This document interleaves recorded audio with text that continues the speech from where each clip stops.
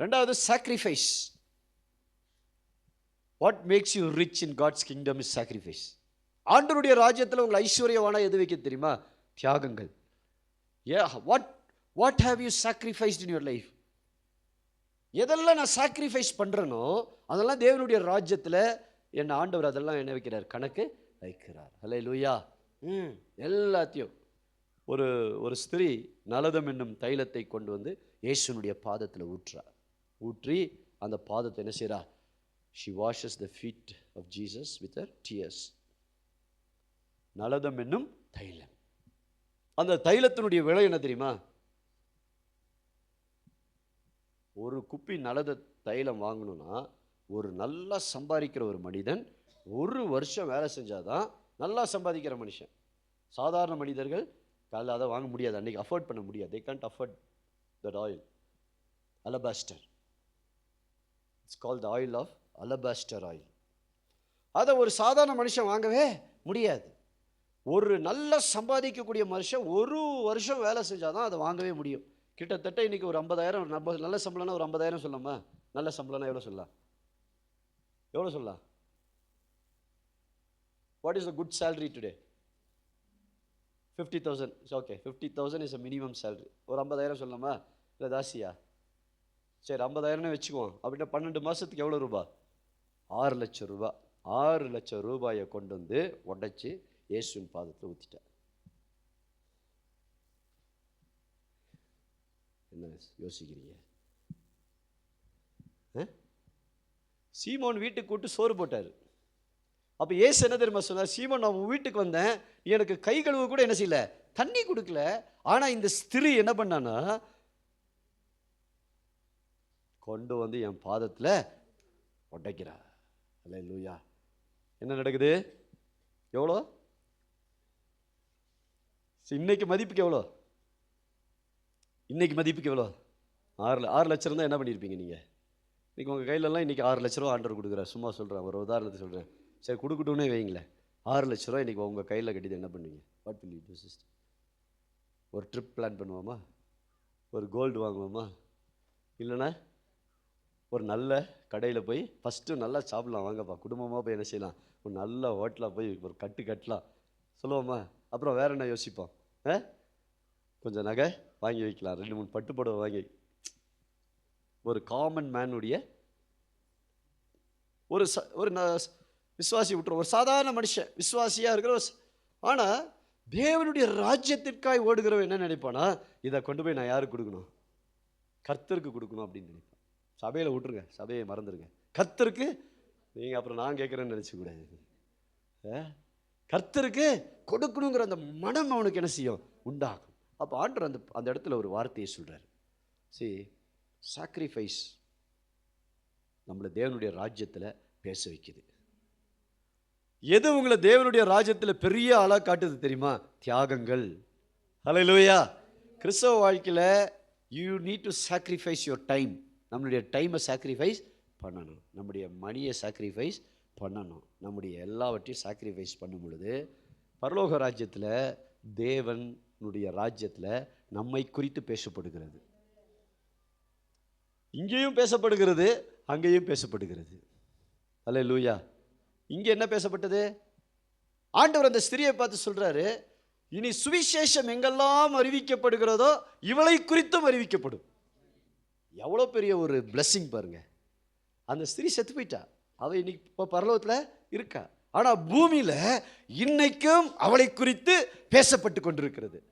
நான் இன்னைக்கு இங்கே பிரசங்கம் பண்ணிட்டேன், இந்த மாதிரி எத்தனை பேர் இன்னைக்கு பிரசங்கம் பண்ணியிருப்பாங்க. அந்த யாரை பற்றி? அந்த ஸ்திரியை பற்றி. ஹல்லேலூயா. சாக்ரிஃபைஸ். உங்களை பற்றி நீங்கள் செத்தாலும் இந்த பூமியில் நீங்கள் சாகவே சாவதில்லை, நீங்கள் ஜீவனோடையே இருக்கிறீங்க. உங்கள் சரீரம் அழிந்து போகும். your body will perish but the deeds you did will never perish. அது இங்கேயும் இல்லை, பரலோகத்திலையும் பேசப்படும். இப்போ பரலோகத்தில் யாராவது பரிசுத்தவான்கள் போகும்பொழுது சொல்லுவாங்க, இந்த ஸ்திரீ தான்ப்பா அன்னைக்கு என்ன பண்ணா, நலதம் என்னும் தைலத்தை கொண்டு இயேசுவின் பாதத்தில் ஊற்றினா. சிஸ்டர், எப்படி உங்களுக்கு மனசு இருந்துச்சு? கஞ்ச பிஸ்னாரி கேட்பாங்க, இதை எப்படி சிஸ்டர் நீங்கள் பண்ணீங்க? உங்களால எப்படி இதை செய்ய முடிஞ்சது? அல்லேலூயா. எத்தனை பேருக்கு புரியுது? அந்த தியாகங்கள் தான் பேசப்படுகிறது. ஹல்லேலூயா. ஆமென். எத்தனை பேருக்கு புரியுது இன்னைக்கு? புரியுதா புரியலையா? ஆமென். ஹல்லேலூயா. அவர் பாவம் மன்னிக்கப்பட்டுருச்சு. ஏசு அப்போ பேதுருட்ட ஆண்டவர் கேட்குறாரு, பேதுரு இங்கே வா. பக்கத்தில் இருக்கிறவங்களாம் என்ன தெரியுமா சொல்கிறான்? இவளை தொடுகிறவள் ஒரு விபச்சாரி என்று கூட அறியாதவள். ஏசு என்ன செய்கிறாரு? இவர் எப்படி தீர்க்கதரிசி அப்படின்னு சொல்கிறான். இவர் இந்த பொம்பளை யார்? விபச்சாரி. இந்த வேலையை செஞ்சது யார் தெரியுமா?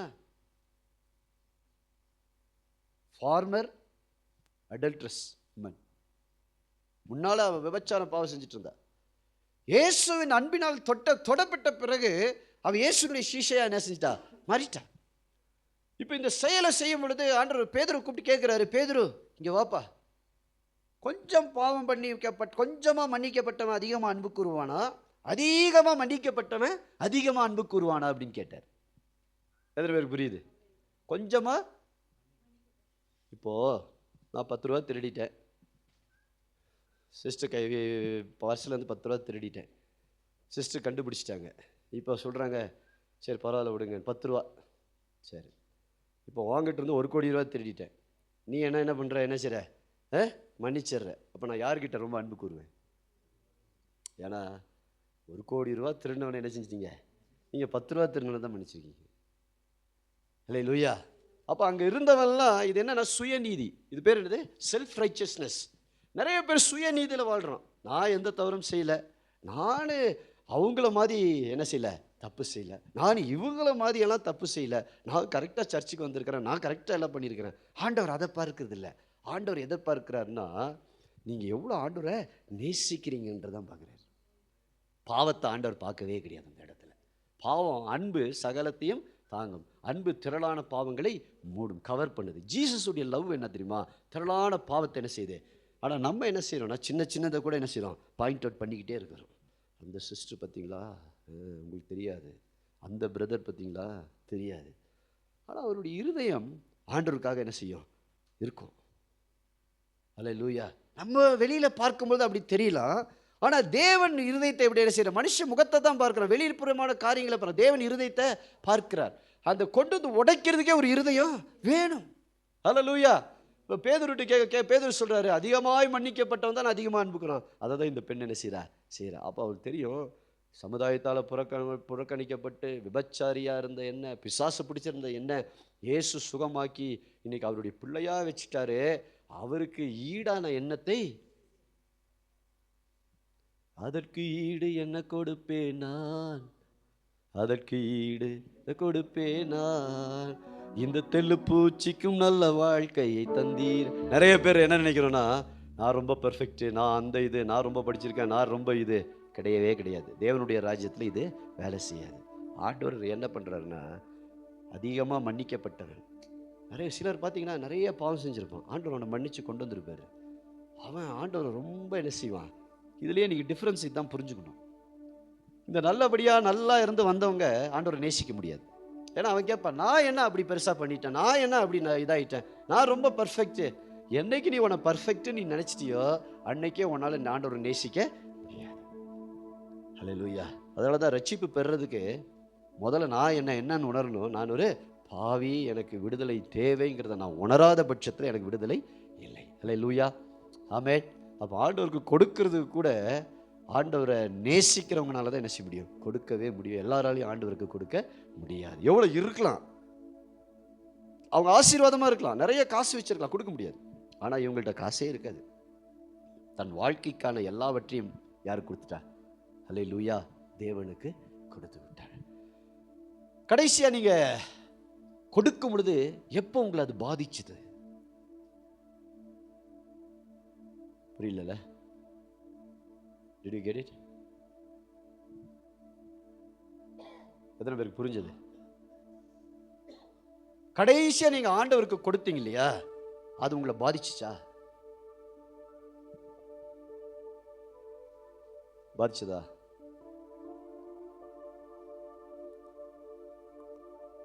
இந்த பெண்ணுக்கு தன்னுடைய வாழ்க்கைக்கான எல்லாவற்றையும், இப்போ வாழ்க்கையே இல்லை, அவளுடைய தொழிலே என்ன தெரியுமா?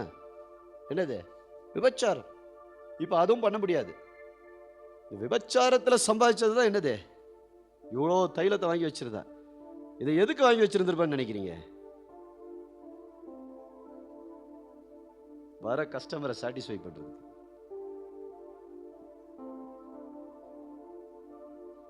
பைபிளில் படிச்சது இல்லையா?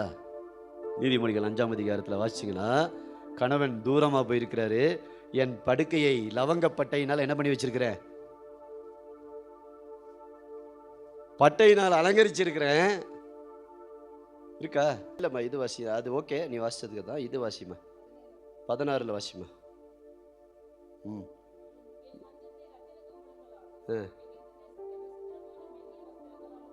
என்ன பண்ண?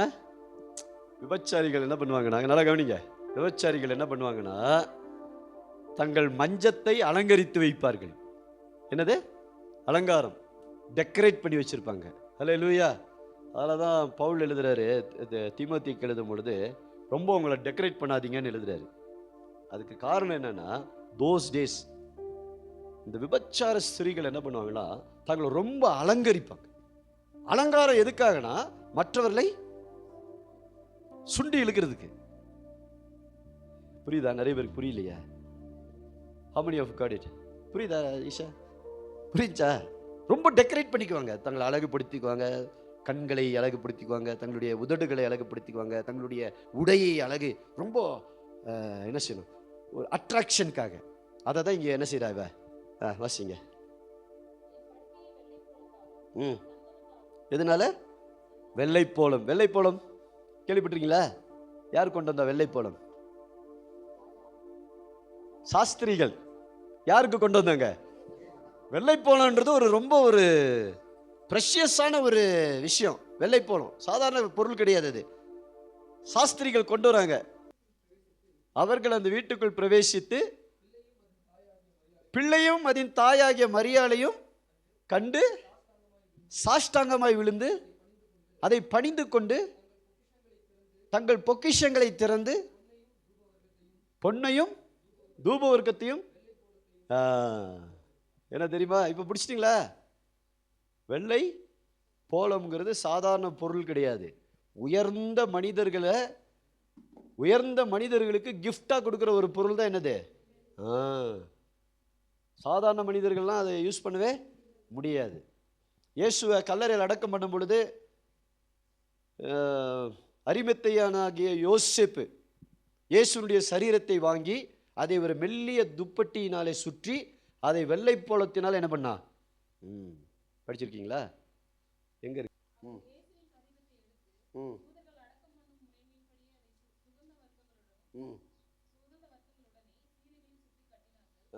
போதும். இது சுகந்த வர்க்கங்கள் அப்படின்னா இதில் என்ன வரும்னா, அதில் முதல்ல வாசிச்சல 2:11 எங்க ஆரம்பத்தில்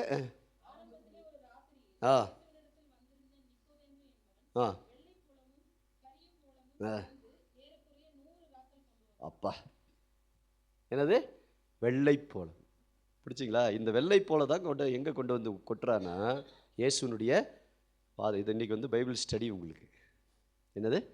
ஆமாம், பாருங்கள் எவ்வளோ பைபிள் வந்து ரொம்ப தெளிவாக இருக்குது.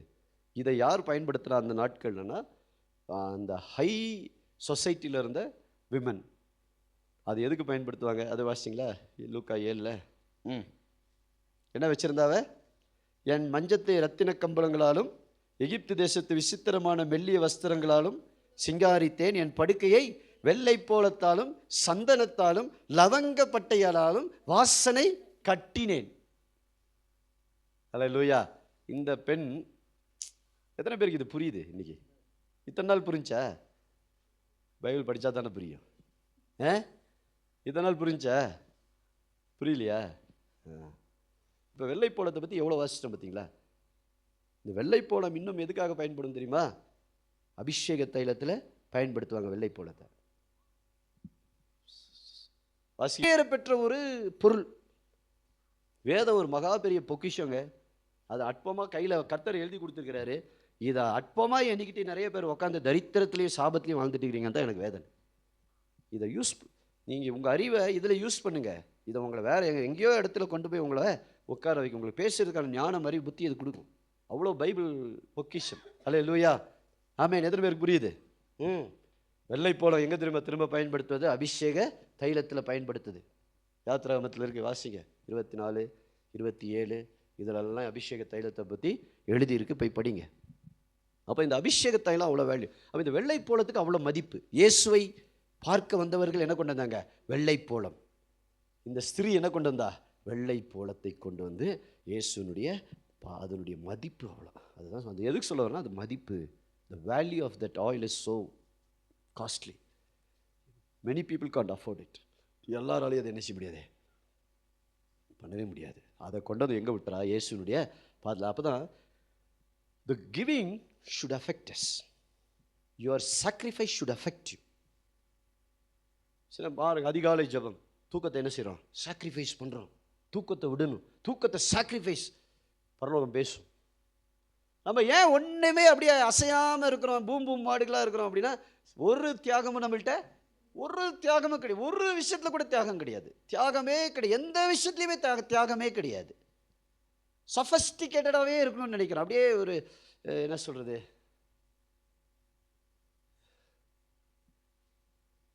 ஆண்டவர் உங்களை அசைக்கிறதுக்கு ரீசன் என்னன்னா, உங்களை அப்படி கொண்டு வரணும்னு ஆண்டவர் என்ன செய்கிறாரு? ட்ரை பண்ணுறார். இந்த சாக்ரிஃபைஸ் தான் பேசுது. அல்லேலூயா, ஆமென். சாரிபாத் விதவை சாக்ரிஃபைஸ் பண்ணுறா. என்ன சாக்ரிஃபைஸ் பண்ணுறா? தனக்கு உண்டானதை தீர்க்கதரிசியினுடைய வார்த்தையின்படி தீர்க்கதரிசிக்கு கொண்டு வந்துடுறா. அவ்வளோதான்.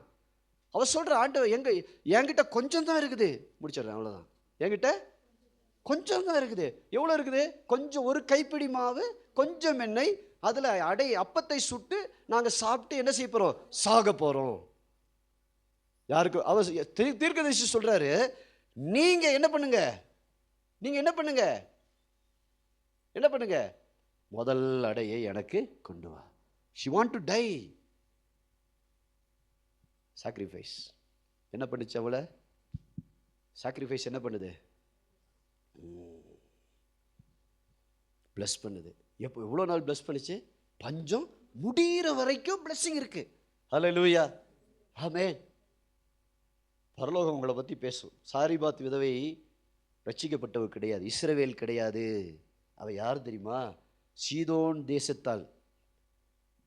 சீதோனுக்கும் இஸ்ரவேலுக்கும் எப்போதுமே என்னதான்? சண்டை. ஆனால் அங்கே போய் ஆண்டவர் ஒரு விதவை என்ன செய்கிறாரு? ஆசீர்வதிக்கிறார். சாக்ரிஃபைஸ். எப்படி ஒரு சாக்ரிஃபைஸ் பேசுது பாருங்க. பலி என்ன செய்யுது? முன்னாடியே சொன்னேன், பலி உங்களுக்காக என்ன செய்யும்? பேசும். அதான் இயேசு கிறிஸ்துனுடைய பலி, அவருடைய பலி நமக்காக இன்னைக்கு என்ன செய்யுது? பேசுது. நம்ம வாழ்க்கையில் நம்ம செய்கிற பலிகள், தியாகங்கள், சாக்ரிஃபைஸ் நமக்காக என்ன செய்யும்? பேசும். இவங்களெல்லாம் இன்றைக்கும் பேசுகிறோம். யோசித்து பாருங்கள், ஏன் பேசுகிறோம்? எதுக்காக பேசுகிறோம்? அவங்க செய்த தியாகம்.